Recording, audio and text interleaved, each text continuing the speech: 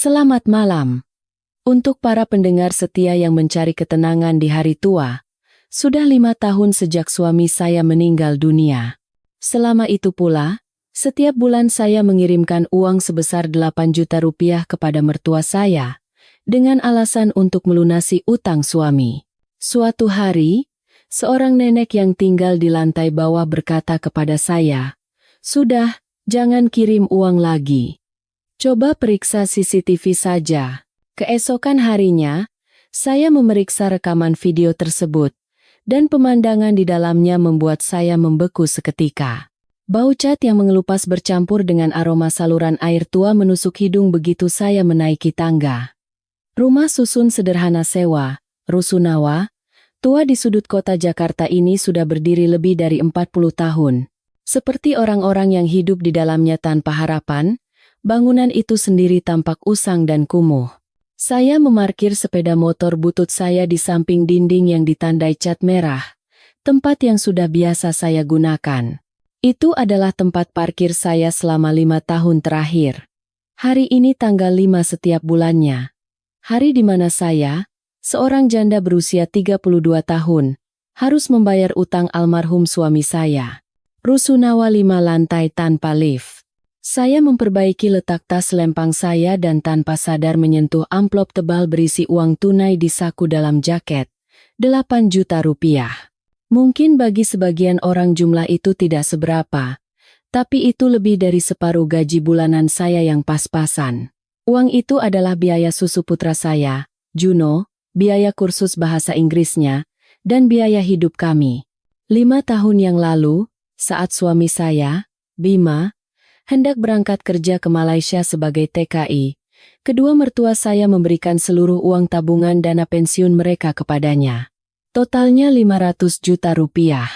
Di hari kematian Bima, ibu mertua menunjuk saya dan berkata, "Gara-gara menikah dengan perempuan sepertimu, anakku harus menderita kerja jauh ke negeri orang sampai kehilangan nyawa."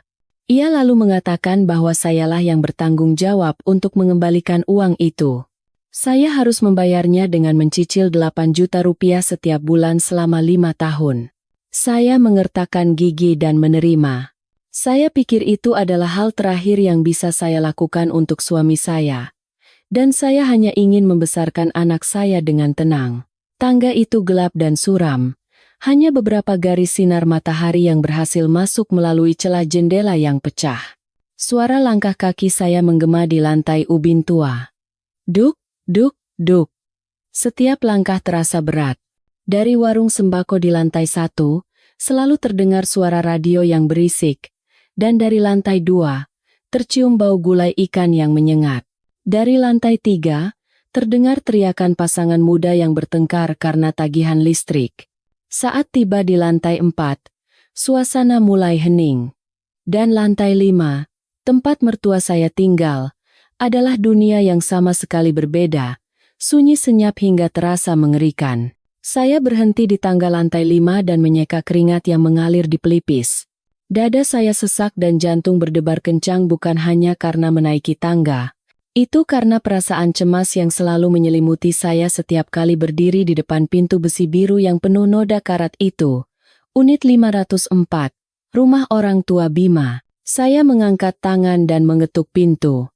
Tok, tok, hening. Saya tahu mereka ada di rumah. Mereka tidak pernah pergi kemana-mana. Ayah mertua menderita radang sendi yang parah, dan ibu mertua selalu mengeluh sakit kepala dan pusing. Mereka berdua hidup seperti bayangan di dalam unit seluas 36 meter persegi itu, mengunci pintu siang dan malam. Saya mengetuk sekali lagi, lebih keras. "Bapak, Ibu, ini Sari." Hampir 1 menit kemudian, terdengar suara sandal diseret dari dalam. Suara kunci gerendel yang dibuka terdengar kering, seperti gesekan tulang orang tua. Pintu besi hanya terbuka sedikit, dan dari celah itu muncul wajah yang masam. Itu ibu mertua. Usianya baru awal 60-an, tapi ia tampak jauh lebih tua dari saya. Matanya yang suram selalu melirik ke sana kemari, seolah takut ada yang akan merampas sesuatu darinya. Ibu mertua tidak membuka pintu sepenuhnya. Ia membiarkan rantai pengaman terpasang, menciptakan penghalang dingin antara saya dan ruang di dalam. Kamu? Suara tanpa emosi keluar dari bibirnya. Iya, Bu. Selamat sore. Ini saya bawa uang bulanan. Saya berusaha tersenyum. Meskipun otot wajah terasa kaku. Sini. Ibu mertua berkata ketus. Dengan tergesa-gesa saya membuka tas dan mengeluarkan amplop yang sudah saya siapkan. Dengan kedua tangan, saya menyerahkan amplop itu melalui celah pintu yang sempit. Ini cicilan bulan ini. 8 juta. Bisa untuk tambah-tambah biaya berobat. Ibu mertua mengulurkan tangannya yang kurus dan menyambar amplop itu. Tanpa menghitung atau bahkan melihatnya. Ia langsung memasukkannya ke dalam saku daster. Sikapnya begitu biasa dan tegas, membuat saya merasa bukan sebagai menantu, melainkan seorang debitur yang datang untuk membayar utang. Juno baik-baik saja? Tanyanya, masih tidak menatap mata saya, melainkan melirik ke arah tangga di belakang saya, seolah mengawasi jika ada orang lain yang datang. Iya, Bu. Baik sekali. Dia sering bilang kangen sama Eyang Kakung dan Eyang Putri. Boleh tidak akhir pekan ini saya ajak Juno main ke sini? Utangnya kan sudah hampir lunas. Saya harap Bapak dan Ibu bisa lebih santai bermain dengan cucu. Mendengar itu, raut wajah ibu mertua langsung berubah. Tidak usah. Bapakmu kakinya sakit, ibu kepalanya pusing. Anak-anak itu berisik, bikin pusing kepala. Membayar utang itu urusanmu. Kalau kami kangen, nanti kami panggil. Jangan ikut campur. Itu adalah penolakan yang sudah biasa saya dengar. Selama 5 tahun terakhir, Juno bisa dihitung dengan jari berapa kali menginjakan kaki di rumah ini. Dan setiap kali datang, kami selalu diusir secara halus sebelum 15 menit berlalu. Baik, Bu. Kalau begitu saya pamit. Saya menundukkan kepala, menahan rasa sakit hati yang menyesakkan dada. Iya, cepat pergi sana. Nanti kalau kamu di sini kena masuk angin, kamu sendiri yang repot. Setelah mengatakan itu, ibu mertua membanting pintu. Terdengar suara kunci gerendel yang dikunci dengan tegas. Saya berdiri terpaku di sana, menatap pintu besi yang dingin dan tak acuh. Tak ada sepatah kata pun tawaran untuk sekadar minum air. Saya mencoba menempelkan telinga ke pintu, berharap mendengar suara ayah mertua bertanya siapa yang datang, atau setidaknya suara TV, suara kehidupan normal. Tapi di dalam sunyi senyap, keheningan yang menakutkan, seolah rumah itu adalah kuburan raksasa yang menelan semua suara kehidupan. Angin yang berembus melalui celah jendela tangga membuat punggung saya merinding. Saya menggigil, menaikkan kerah jaket, dan berbalik. Hati saya terasa berat. Bima, utang yang kau tinggalkan setelah kepergianmu ini sudah hampir kulunasi. Tapi kenapa orang tuamu masih begitu dingin pada kami? Pertanyaan itu lenyap di lorong tangga yang gelap. Saat itu, saya tidak tahu bahwa ketika saya berbalik, sepasang mata mengawasi saya dari celah jendela yang tertutup rapat. Tatapan yang tajam dan penuh perhitungan, yang tak mungkin dimiliki oleh orang tua. Saya turun ke halaman rusunawa seperti orang yang baru saja lolos dari ruang bawah tanah yang kekurangan oksigen.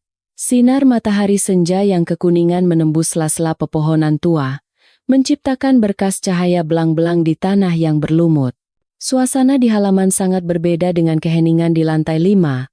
Anak-anak berteriak sambil menendang bola, dan ibu-ibu duduk berkelompok sambil membersihkan sayuran dan mengobrol. Saat saya berjalan menuju motor dan hendak menyalakannya, sebuah tangan yang keriput namun kuat tiba-tiba mencengkeram pergelangan tangan saya. Sari, kan? Saya terkejut dan berbalik. Itu adalah Nenek Lastri, ketua PKK di rusunawa kami. Ia duduk di bangku di bawah pohon, mengipasi dirinya dengan kipas tua sambil menatap saya lekat-lekat. Iya Nek. Selamat sore. Lagi cari angin ya Nek. Saya menyapa dengan sopan. Bukannya menjawab sapaan saya, Nenek Lastri justru menarik saya untuk duduk di sampingnya. Ia melihat sekeliling seolah takut ada yang menguping, lalu berbisik di telinga saya dengan suara misterius. Kamu habis bayar utang lagi ke atas. Saya terkejut, Nenek. Lastri tahu masalah keluarga saya. Tapi saya mengangguk. Iya, Nek. Hari ini jadwalnya. Nenek Lastri berdecak dan menggelengkan kepala. Wajahnya menunjukkan campuran rasa kasihan dan sedikit ketakutan. Ia merendahkan suaranya lagi. Kasihan sekali kamu ini. Dikerjai terus. Dengar baik-baik kata nenek ini ya. Mulai bulan depan, jangan pernah kirim uang lagi. Saya mengerutkan kening. Tidak mengerti maksudnya. Saya tahu Nenek Lastri suka ikut campur urusan orang. Tapi ia bukan orang jahat yang akan menyuruh saya mengabaikan kewajiban sebagai anak. Kenapa, Nek? Tinggal beberapa bulan lagi lunas. Itu kan uang yang dipinjam Bima waktu mau ke Malaysia. Saya harus membayarnya. Nenek Lastri menggenggam tangan saya erat. Ia menatap dalam-dalam mata saya dan dengan suara gemetar namun tegas. Ia berkata perlahan. Orang itu mungkin belum mati. Punggung saya terasa dingin. Bulu kuduk saya meremang. Kata-kata Nenek Lastri seperti embusan angin dari alam baka di siang hari bolong. Maksud nenek apa? Suami saya sudah meninggal 5 tahun lalu. Surat kematian dan guci abunya semua sudah saya terima. Nenek Lastri memotong ucapan saya dan mengangkat tangannya. Nenek bukan bicara soal hantu. Nenek bicara soal orang yang masih hidup. Kamu tidak merasakan ada yang aneh? Rumah itu kalau siang sepi seperti kuburan. Tapi kalau sudah jam 1 atau 2 dini hari, sering terdengar suara gedebak-gedebuk. Nenek ini kan susah tidur. Jadi sering ke balkon dan beberapa kali lihat. Ada laki-laki naik ke lantai 5. Cara jalannya sangat nenek kenal. Jantung saya mulai berdebar kencang. Kaki kirinya agak diseret. Bahunya miring sedikit. Jalannya persis seperti suami kamu dulu waktu kakinya cedera karena kecelakaan motor. Anehnya, bayangan itu selalu muncul di malam saat kamu baru kasih uang atau malam setelahnya. Saya membeku. Pikiran saya kosong.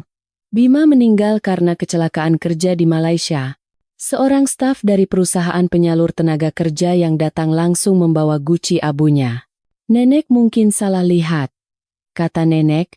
Mata nenek sudah mulai rabun. Saya berusaha mencari alasan yang masuk akal. Tapi suara saya sendiri bergetar. Nenek Lastri menatap saya tajam. Nenek memang sudah tua. Tapi pikiran nenek masih waras. Laki-laki itu pakai topi yang menutupi wajahnya dan pakai masker. Kalau maling, kan? Harusnya sembunyi-sembunyi. Ini dia dengan santainya mengeluarkan kunci dari saku. Membuka pintu, dan masuk. Kalau tidak percaya sama nenek, periksa sendiri. Antara tangga lantai 4 dan 5, kantor kelurahan baru pasang CCTV untuk keamanan. Coba bicara baik-baik sama petugasnya. Minta lihat rekamannya. Setelah selesai bicara, Nenek Lastri melepaskan tangan saya dan kembali mengipasi dirinya seolah tidak terjadi apa-apa.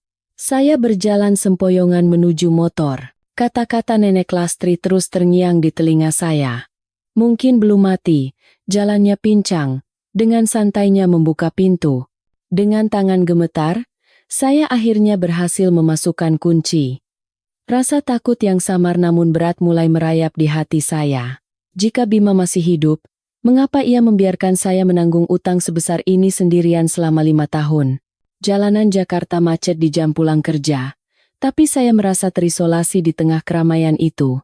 Di kepala saya, kepingan-kepingan ingatan selama 5 tahun terakhir berputar perlahan. Saya teringat hari-hari saat mengunjungi mertua. Mengapa ibu mertua selalu begitu ngotot menagih utang? Uang 500 juta itu adalah dana pensiun, bukan uang yang harus segera digunakan. Mengapa ia memaksa saya membayar 8 juta setiap bulan tanpa boleh telat sepeser pun? Jika digabungkan, uang pensiun mereka berdua hampir 10 juta rupiah.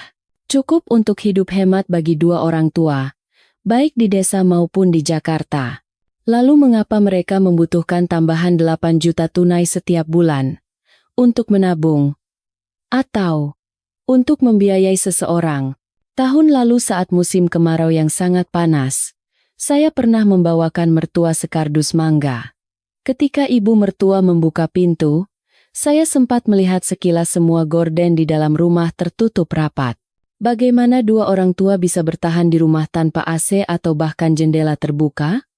Kecuali jika mereka menyembunyikan keberadaan seseorang. Bunda, Juno sudah nunggu. Suara jernih anak saya menyadarkan saya ke dunia nyata. Tanpa sadar, saya sudah tiba di depan sekolah dasar Juno. Anak saya yang basah oleh keringat berlari dan memeluk saya. Saya memeluknya erat. Hati saya terasa perih. Ayah Juno, Bima. Ketika saya mendengar kabar kematiannya, saya pingsan beberapa kali. Ibu mertua berkata ia meninggal saat mencari nafkah untuk keluarga.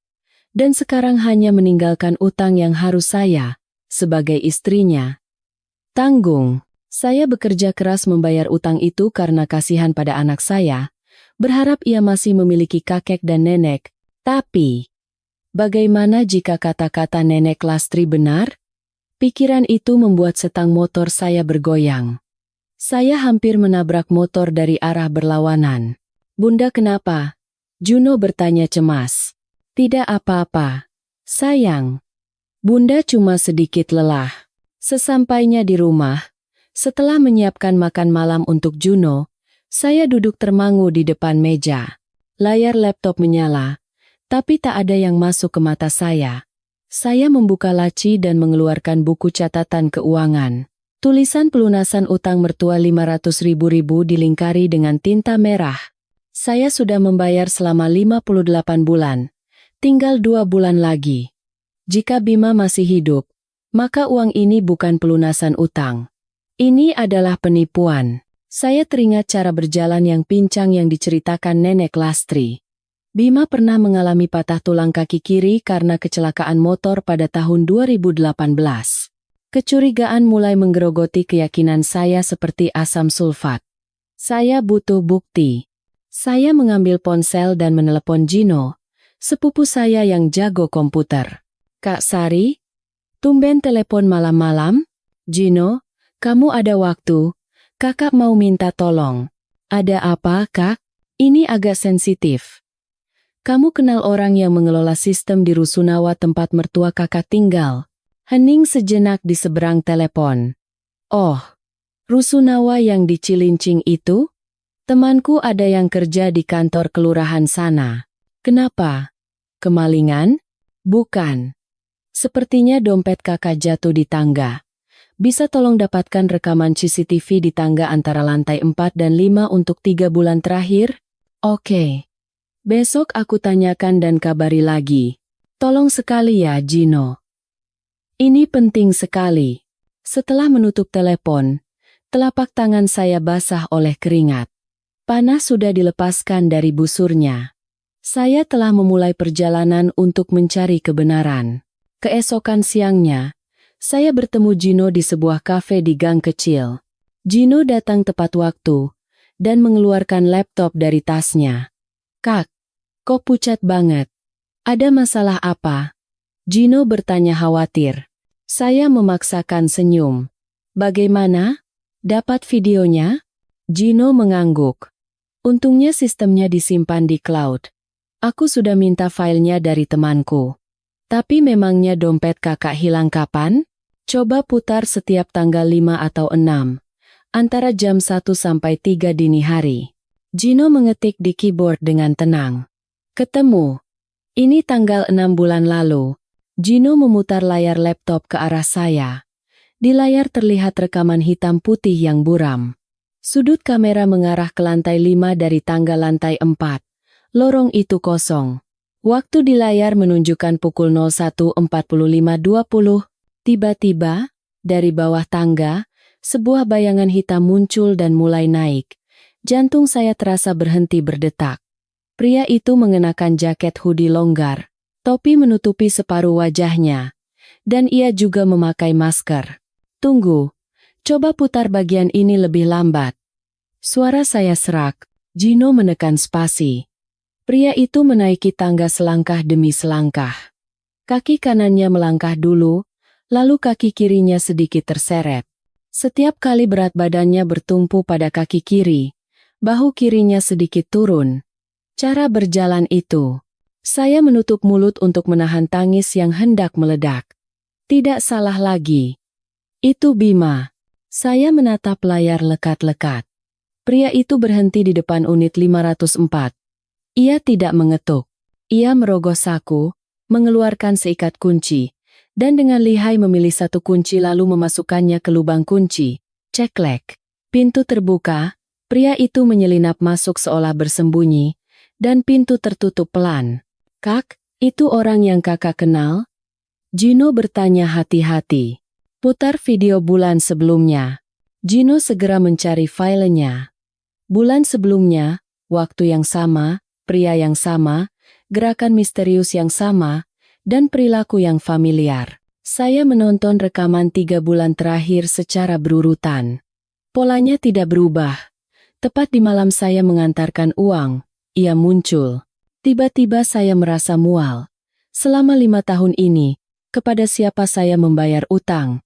Ternyata saya membayar utang kepada pria yang masih hidup sehat walafiat itu. Pria yang tega membiarkan istri dan anaknya menderita karena utang palsu. Gino, tolong salin semua video ini ke USB. Dan jangan pernah ceritakan ini pada siapapun.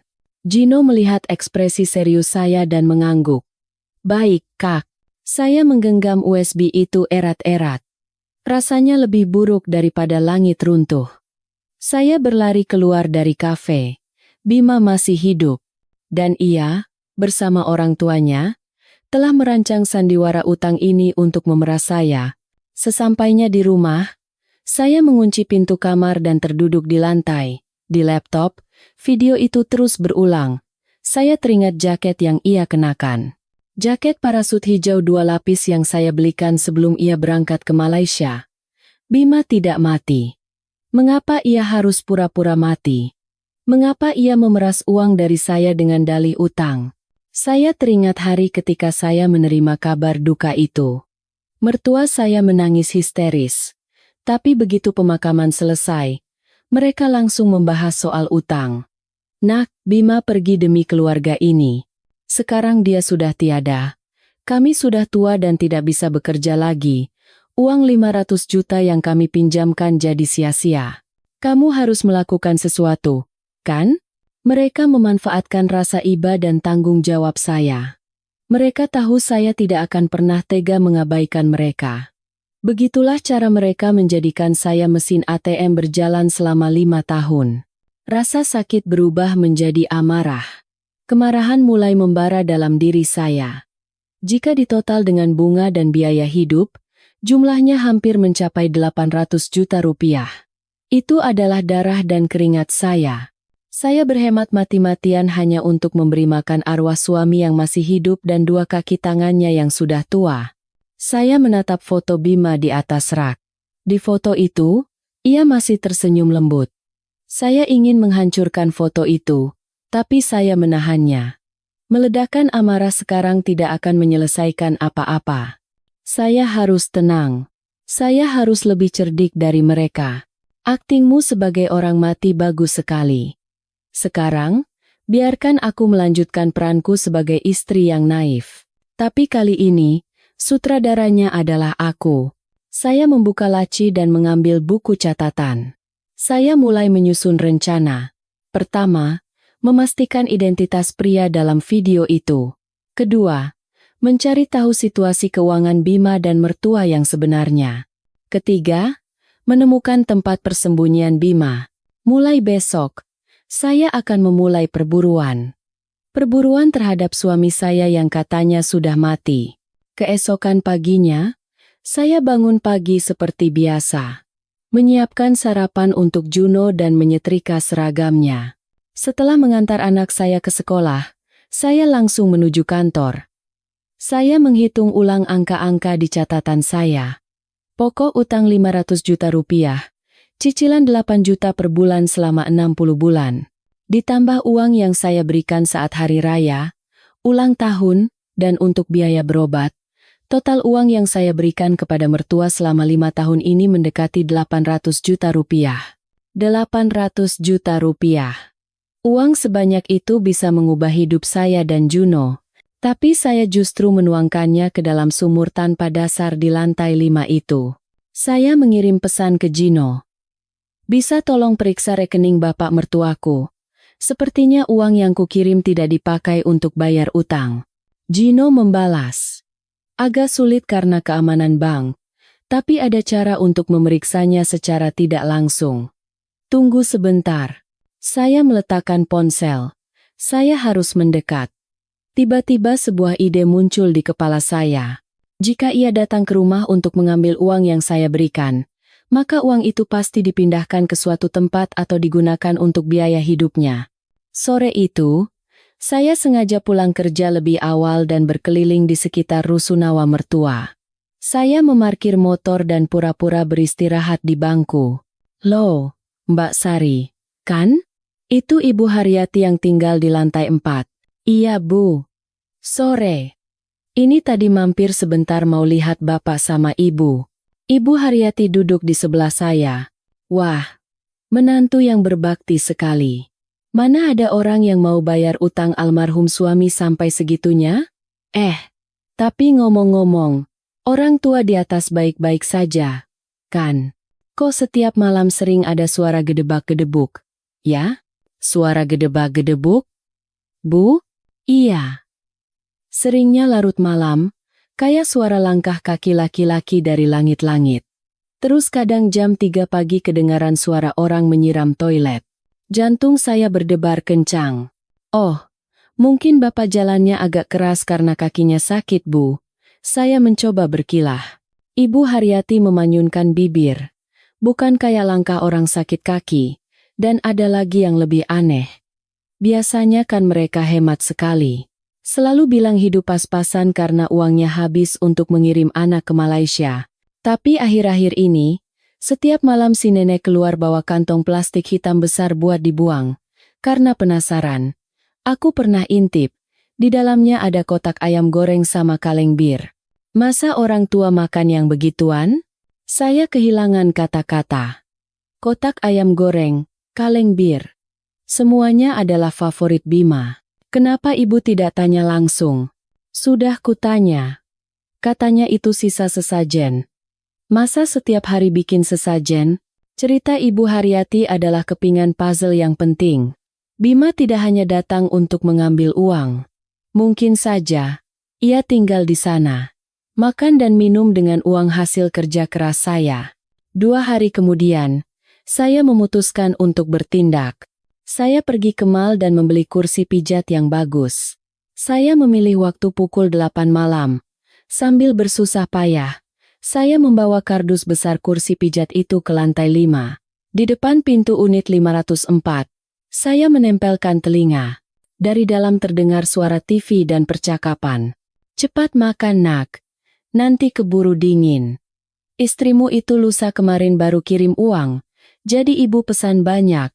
Itu suara ibu mertua. Ibu ini khawatir terus. Tinggal terima uang terakhir ini, terus aku kabur.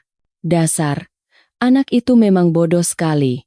Utang dibayar lunas tanpa kurang sepeser pun. Suara itu. Saya membeku di tempat. Suara rendah yang agak serak. Suara Bima. Darah saya terasa mendidih. Saya ingin mendobrak pintu dan masuk. Tapi akal sehat menahan saya. Saya mengetuk pintu. Tok, tok, tok. Percakapan di dalam langsung berhenti. Siapa? Terdengar suara ayah mertua. Bapak ini Sari. Saya bawakan kursi pijat buat Bapak. Setelah beberapa saat, terdengar suara sandal diseret dan pintu terbuka. Kali ini ayah mertua. Ia menghalangi pintu sambil berkata, "Malam-malam begini ada apa? Kenapa tidak telepon dulu kalau mau datang?" "Iya, Pak. Tadi pas pulang kerja mampir ke mall. Katanya ini bagus buat rematik Bapak. Jadi langsung saya beli." Ayah mertua buru-buru menghalangi pintu dengan tubuhnya. "Tidak usah, tidak usah. Rumah lagi berantakan. Tidak bisa terima tamu." "Saya kan bukan tamu, Pak. Lagi pula saya mau pasang dupa di foto Mas Bima." Wajah ayah mertua menegang. "Jangan aneh-aneh. Cepat pulang sana." Tepat saat itu, Dari dalam kamar di belakang ayah mertua, terdengar suara batuk. Uhuk, uhuk. Suara batuk pria yang pendek dan kering. Ayah mertua tersentak. Ah, itu ibumu batuk lagi. Sudah, cepat pergi sana. Ia merebut kardus kursi pijat dari tangan saya dan membanting pintu. Saya ditinggal sendirian di lorong. Suara batuk itu bukan milik ibu mertua. Sudah pasti Bima ada di dalam rumah itu. Keesokan paginya, Gino menelepon. Kak, aku nemu beberapa hal menarik. Saya bertemu Gino. Ia menunjuk sebuah file Excel. Aku sudah periksa transaksi rekening mereka. Ini, uang pensiun masuk rutin setiap bulan, tapi tidak ada catatan penarikan sama sekali. Selama bertahun-tahun saldo mereka terus menumpuk, hampir 1 miliar. Tidak pernah tarik uang. Saya terkejut. Iya. Cuma ada catatan masuk, tidak ada catatan keluar. Terus mereka hidup pakai apa setiap hari? Pesan ayam goreng, minum bir, katanya beli sesajen juga. Semua itu kan butuh uang. Uang tunai, kata saya. Pasti ada orang lain yang kasih mereka uang tunai, selain uang dari kakak. Tepat sekali. Dan orang itu pasti Bima. Dia sengaja pakai uang tunai di malam hari supaya tidak meninggalkan jejak digital. Jadi mereka sebenarnya tidak miskin. Mereka hidup mewah dari uang haram anak mereka, sambil terus memeras gaji menantunya yang berdarah-darah. Saya mengepalkan tangan. Kebenaran ini lebih kejam daripada kemiskinan mereka. Mereka kaya raya berkat uang kotor anak mereka, tapi dengan serakah merampas keringat dan air mata menantunya. Sepertinya Bima terlibat pekerjaan ilegal. Kak, penghasilannya tidak sedikit, makanya bisa menafkahi orang tuanya seperti itu. Bisa tolong cari tahu apa yang dia lakukan sekarang? Itu lebih sulit, tapi aku akan coba telusuri dari teman-teman lamanya. Terima kasih, Gino. Bima bersembunyi di suatu tempat, terlibat dalam pekerjaan gelap, dan bersama orang tuanya menciptakan utang palsu untuk memeras istri dan anaknya demi keserakahan yang tak berujung. Setelah bertemu Gino, saya mampir ke tempat fotokopi untuk mencetak beberapa dokumen. Masih ada satu kepingan puzzle yang tersisa. Kematian Bima. Saya teringat hari saat menerima guci abunya. Manajer perusahaan penyalur TKI, Pak Budi, mengatakan bahwa Bima mengalami kecelakaan dan harus segera dikremasi, sehingga keluarga tidak bisa datang ke Malaysia untuk mengidentifikasi jenazah. Mertua saya pun setuju, dengan alasan agar arwah anaknya tenang. Saya menelepon Pak Budi. Iya, Pak Budi. Saya Sari, istri almarhum Bima. Oh, Ibu Sari, ada apa ya? Saya mau mengajukan klaim asuransi kematian, Pak. Pihak asuransi minta laporan forensik dan surat kematian asli dari Malaysia. Apa bisa dibantu untuk diterbitkan ulang? Waduh, itu sulit, Bu. Sudah 5 tahun, dokumennya mungkin sudah dimusnahkan. Lagi pula waktu itu kami bantu atas dasar kemanusiaan saja, jadi dokumennya tidak lengkap. Pak Budi berbicara dengan gugup. Tolonglah, Pak. Nanti ada uang terima kasih dari saya. Akan saya coba cari tahu. Pak Budi buru-buru menutup telepon. Sikapnya mengubah kecurigaan saya menjadi keyakinan. Ia pasti terlibat dalam pemalsuan surat kematian. Saya teringat kampung halaman suami saya di Jawa Tengah. Guci abunya dimakamkan di pemakaman keluarga di sana. Saya harus membuka guci itu. Saya menelepon ibu mertua. Ibu, ini Sari. Akhir pekan ini saya mau ajak Juno ziarah ke makam bapaknya. Utangnya kan sudah hampir lunas, jadi mau sekalian pamit sama leluhur. Jauh-jauh ke sana buat apa? Ibu mertua menentang. Harus, Bu. Tadi malam saya mimpi Mas Bima, katanya dia sedih. Saya jadi tidak tenang. Orang tua biasanya mudah percaya dengan cerita seperti ini. Ya sudah. Kalau mau pergi, cepat pulang. Baik, Bu. Saya menutup telepon. Kunjungan ke kampung halaman ini akan menjadi kuncinya. Di dalam guci abu yang dingin itu, tersimpan kebenaran. Bima, kau bisa lari dari utang dunia, Tapi kau tidak akan bisa lari dari jerat takdir. Akhir pekan itu, saya membonceng Juno dengan motor butut saya menyusuri jalanan pedesaan. Kami berangkat subuh. Juno berceloteh riang melihat sapi dan sawah yang belum pernah ia lihat. Suara tawa polosnya terasa seperti silet yang mengiris hati saya. Semakin polos anak itu, semakin berat dosa orang-orang dewasa. Saya tidak tega memberitahunya tujuan sebenarnya dari perjalanan ini. Bagi Juno, ini adalah perjalanan mudik biasa untuk mengunjungi makam ayahnya. Tapi bagi saya, ini adalah perjalanan untuk mengumpulkan bukti demi mengungkap jati diri ayahnya yang kejam. Setibanya di desa, kerabat menyambut kami. Paman yang mengurus pemakaman keluarga berlari menyambut dan membantu membawa barang bawaan. Wah, Sari, toh? Sudah lama tidak ke sini. Juno sudah besar sekali ya. Mirip sekali sama bapaknya.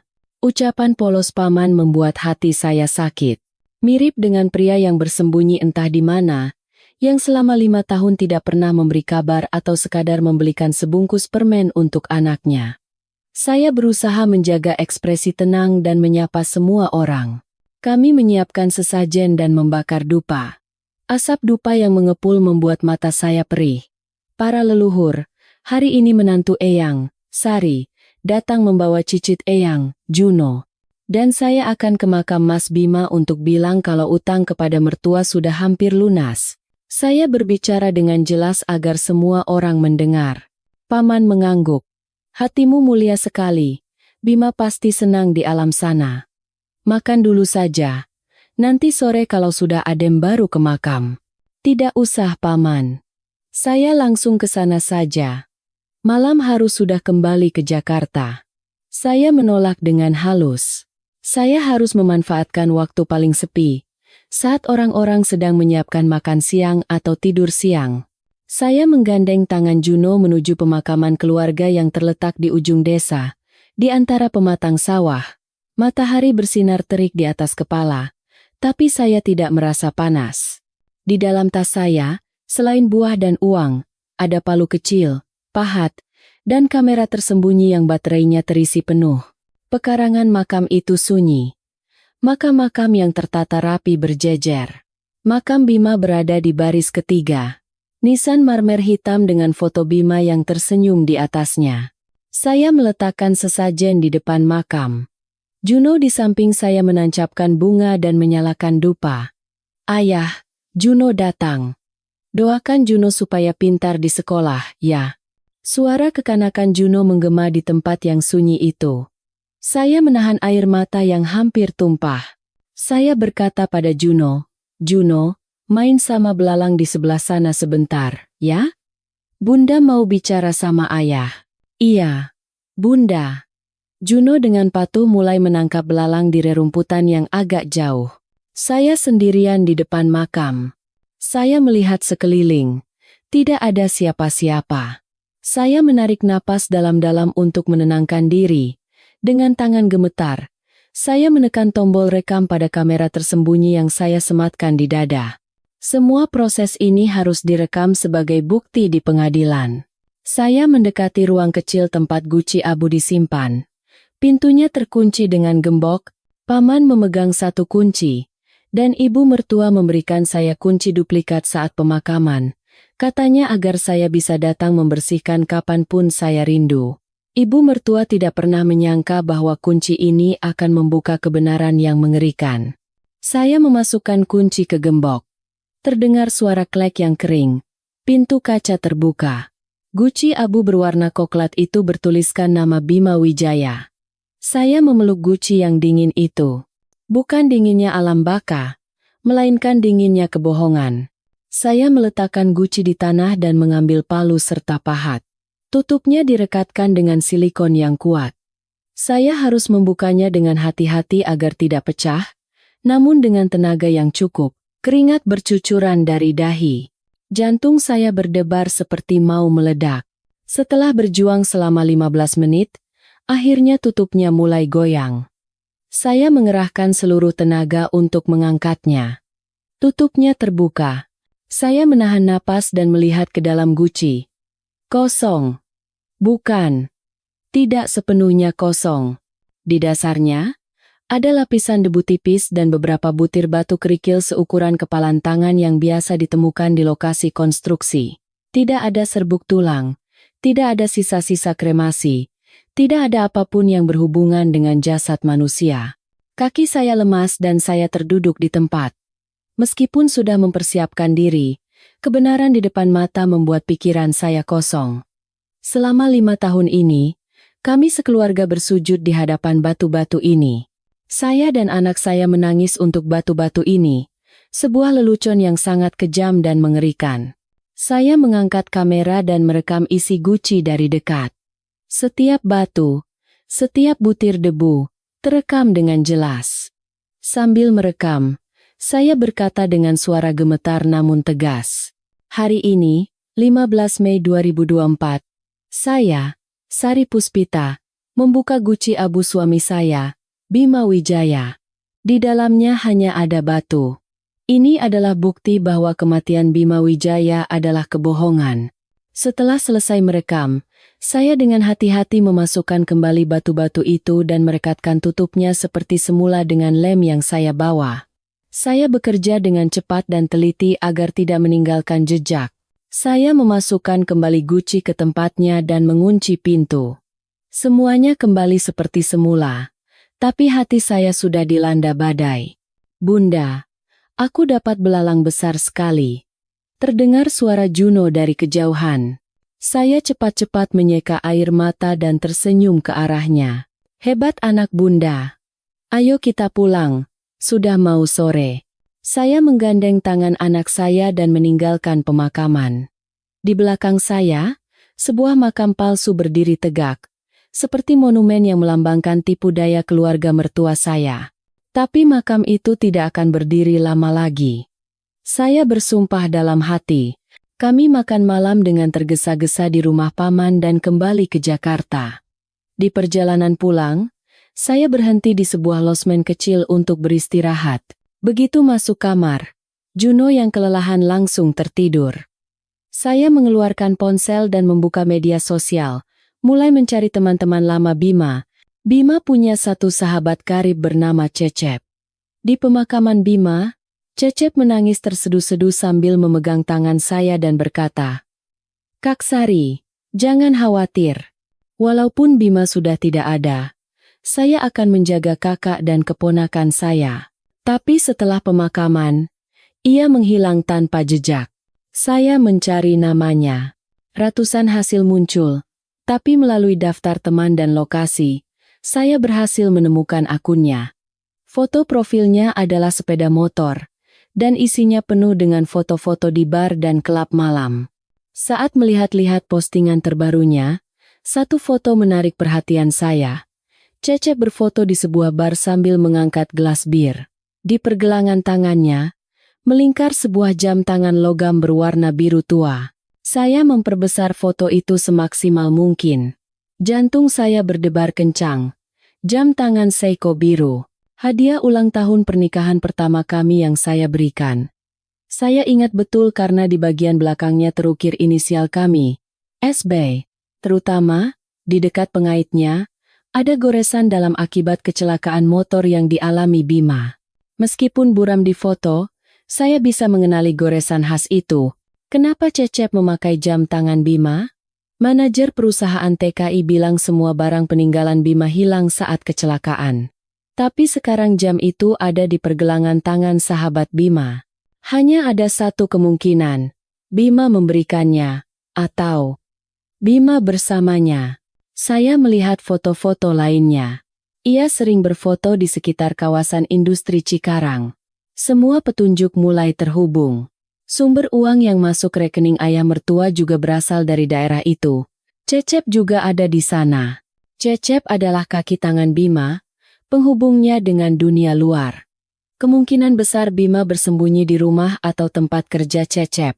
Saya mengambil tangkapan layar semua bukti. Saya telah menemukan petunjuk terpenting. Begitu tiba di Jakarta, saya langsung mengirim semua informasi tentang Cecep ke Gino. Gino, tolong selidiki orang ini secepatnya. Dia teman Bima, sepertinya dia yang menyembunyikan Bima. Gino segera mulai melacaknya. Dengan keahliannya, tidak butuh waktu lama untuk mengetahui identitasnya. 2 hari kemudian, Gino memanggil saya. Kak, orang yang bernama Cecep ini bukan orang biasa. Dia punya pabrik kecil di dekat kawasan industri Cikarang. Tapi sebenarnya itu kedok untuk tempat judi ilegal dan bisnis rentenir. Pantas saja dia banyak uang. Aku sudah lacak lokasi ponselnya. Dan ada yang aneh. Siang hari dia di pabrik. Malamnya keluyuran minum-minum. Tapi setiap jam 11 malam, dia selalu pergi ke sebuah gudang tua di bagian dalam kawasan industri. Dia di sana sekitar 1 jam. Baru pulang ke rumahnya. Gudang tua? Jangan-jangan Bima di sana. Kemungkinan besar, Kak. Daerah itu sepi. Cocok untuk bersembunyi. Lagi pula, setelah aku periksa CCTV di sekitar sana, setiap kali Cecep ke sana, dia selalu membawa kantong berisi makanan atau kebutuhan sehari-hari. Pasti di sana. Bima ada di gudang itu. Saya mengepalkan tangan. Buruan saya sudah masuk dalam jangkauan. Gino, bisa bantu kakak sekali lagi? Aku mau ke sana. Aku mau menangkapnya sendiri. Gino khawatir. Bahaya, Kak. Mereka itu preman. Kalau terjadi apa-apa bagaimana? Lapor polisi saja.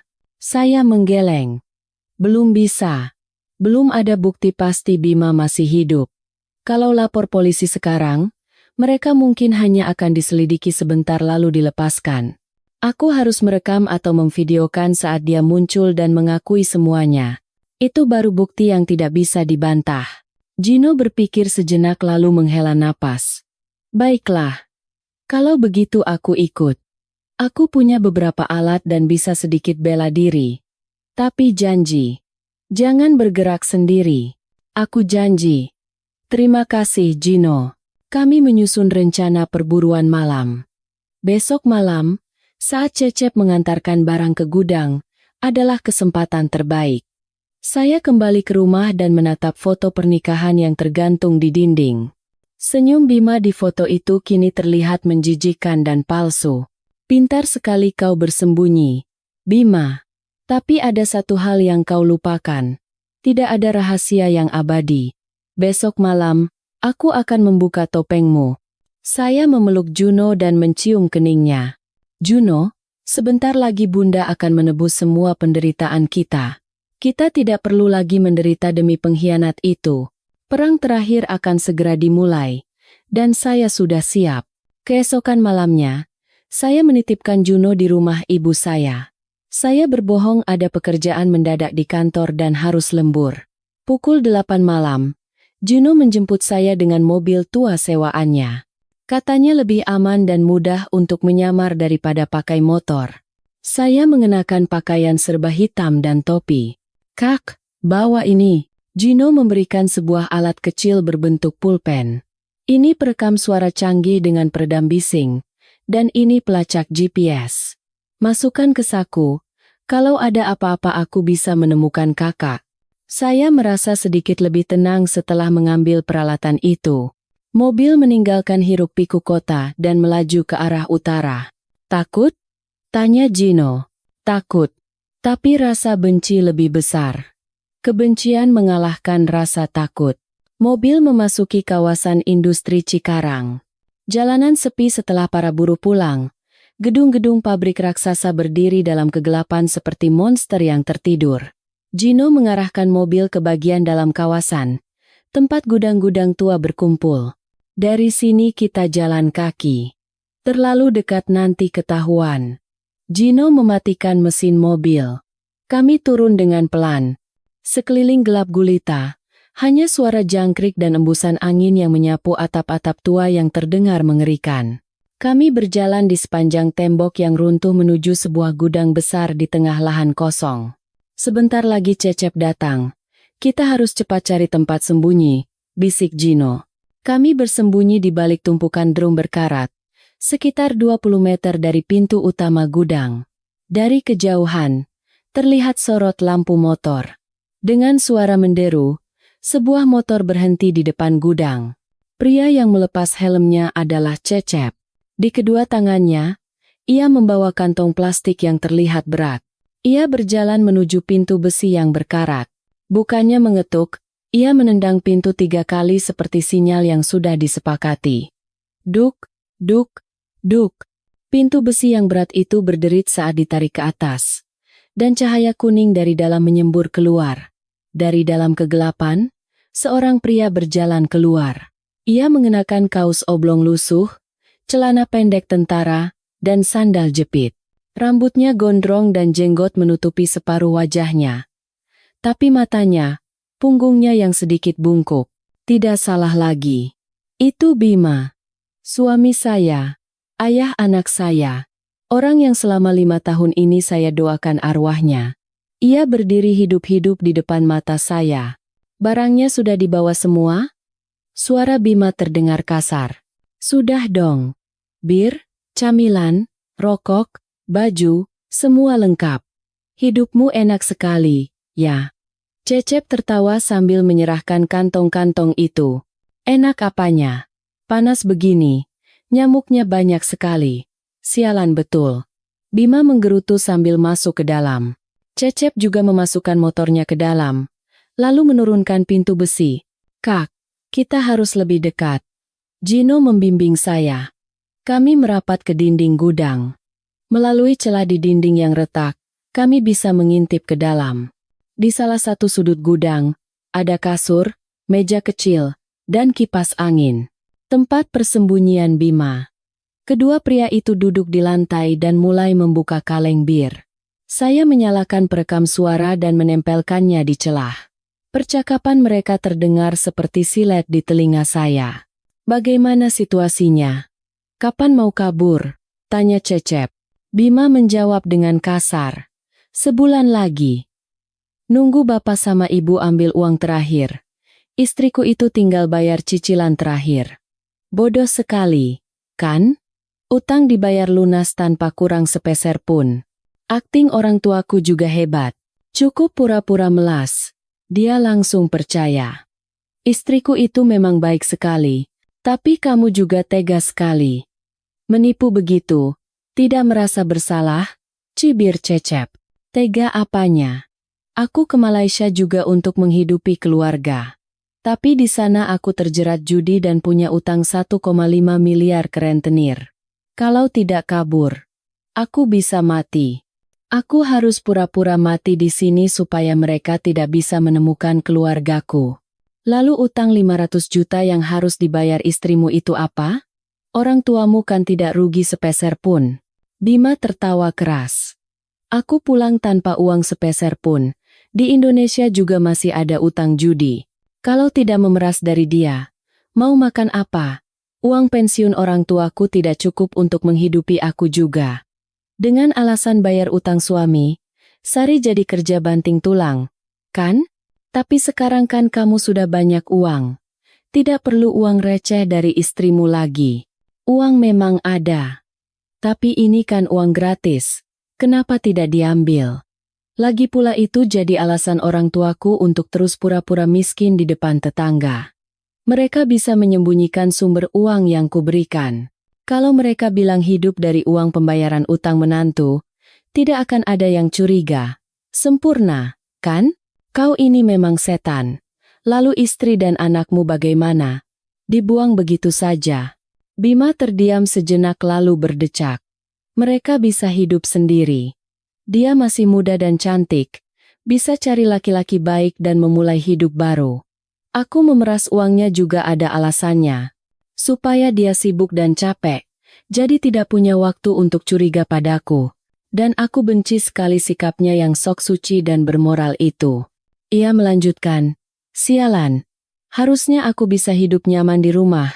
Bukan di tempat panas begini digigiti nyamuk. Waktu itu istriku tiba-tiba datang bawa kursi pijat. Aku kaget setengah mati. Sepertinya dia mulai curiga. Lebih baik aku cepat kabur dari sini. Gila, kau ini orang paling brengsek yang pernah kutemui. Cecep mengumpat, tapi terdengar seperti bercanda. Sudah, minum saja. Banyak omong nanti celaka. Hidupku kalau bukan aku yang urus, siapa lagi? Saya mematikan perekam suara. Tidak perlu mendengar lebih jauh lagi. Di dalam hati saya, Bima sudah benar-benar mati. Yang ada di dalam sana hanyalah monster berwujud manusia. Keesokan paginya, saya dan Gino pergi ke kantor pengacara. Saya meletakkan semua bukti yang saya kumpulkan di atas mejanya. Rekaman suara, video guci abu yang kosong, rekaman CCTV, dan riwayat transaksi bank. Pengacara mendengarkan rekaman suara, wajahnya mengeras karena marah. Ini jelas-jelas kasus penipuan, pemalsuan dokumen publik, dan menyembunyikan buronan. Ini kejahatan serius. Kerugiannya besar dan memanfaatkan hubungan keluarga. Hukumannya pasti berat. Saya mau menuntut mereka. Saya mau mereka membayar semua perbuatan mereka dan mengembalikan semua uang saya, kata saya dengan tegas. Saya akan bantu. Tapi pertama-tama, kita harus bekerja sama dengan polisi untuk menangkap mereka. Informasi ini tidak boleh bocor. Nanti pelakunya bisa kabur ke luar negeri. Pengacara segera menghubungi tim reserse di kepolisian. Berkat bukti yang jelas, kasus ini berjalan dengan cepat. Malam itu, operasi penangkapan dimulai. Polisi dibagi menjadi 3 tim. 1 tim menggerebek gudang tempat Bima berada, 1 tim ke Rusunawa mertua, dan tim terakhir ke rumah Cecep. Saya menunggu di kantor polisi. Pukul 2 dini hari, telepon ketua tim reserse berdering. Tersangka Bima Wijaya berhasil ditangkap di TKP. Komplotan Cecep juga sudah diamankan. Orang tua tersangka sedang dalam perjalanan. Saya menghela napas lega dan terduduk di kursi. Jaring takdir, meskipun terlihat longgar, tidak pernah melewatkan satupun mangsanya. Akhirnya, sandiwara panjang selama 5 tahun ini berakhir. Keesokan paginya, melalui kaca satu arah di ruang interogasi, saya melihat Bima. Ia diborgol, kepalanya tertunduk. Keangkuhannya semalam hilang tak berbekas. Yang tersisa hanyalah sosok menyedihkan yang gemetar ketakutan. Ketika detektif menunjukkan rekaman suara dan bukti-bukti lainnya, ia hancur dan mengakui semua kejahatannya. Di ruang sebelah, mertua saya juga menangis sambil beralasan mereka terpaksa melakukannya karena kasihan pada anaknya. Tapi hukum tidak memaafkan kejahatan keji mereka. Cecep juga ditahan atas tuduhan menyembunyikan buronan dan menjalankan tempat judi ilegal. Media massa memberitakan besar-besaran kasus suami yang bangkit dari kematian, dan masyarakat marah atas tindakan tidak manusiawi mereka sambil bersimpati pada saya dan anak saya. 3 bulan kemudian, di pengadilan, Bima dijatuhi hukuman 12 tahun penjara atas tuduhan penipuan dan pemalsuan dokumen. Mertua saya, dengan pertimbangan usia lanjut, mendapat hukuman percobaan, tapi divonis harus mengembalikan seluruh uang yang telah mereka ambil dari saya. Hari itu, setelah putusan dibacakan, saya keluar dari gedung pengadilan dan menatap langit biru. Sinar matahari yang cerah seolah mengusir kegelapan yang menekan hati saya selama 5 tahun. Saya mendapatkan kembali kehormatan, harta, dan yang terpenting, kebebasan jiwa saya. Saya menjual rumah lama, dan dengan uang ganti rugi serta tabungan, saya membeli sebuah apartemen kecil yang cantik dan cerah. Suatu sore di akhir pekan, saya menyambut Juno yang pulang dari sekolah. Bunda, hari ini aku dapat nilai 100 di pelajaran matematika. Juno memamerkan dengan mata berbinar. Anak Bunda memang pintar. Hari ini Bunda traktir ayam goreng. Hore, asyik. Kami berjalan bergandengan tangan di sepanjang jalan yang rindang. Angin sepoi-sepoi membawa aroma bunga. Saya tersenyum bahagia menatap anak saya. Masa lalu yang menyakitkan telah terkunci di balik jeruji besi yang dingin. Kini, di hadapan saya dan Juno, terbentang masa depan yang baru dan damai. Saya bersyukur atas badai yang telah berlalu. Berkat badai itu, saya tahu betapa kuatnya diri saya. Dan saya menyadari bahwa kebahagiaan sejati tidak datang dari pengorbanan buta, melainkan dari keberanian untuk berjuang demi melindungi apa yang kita cintai.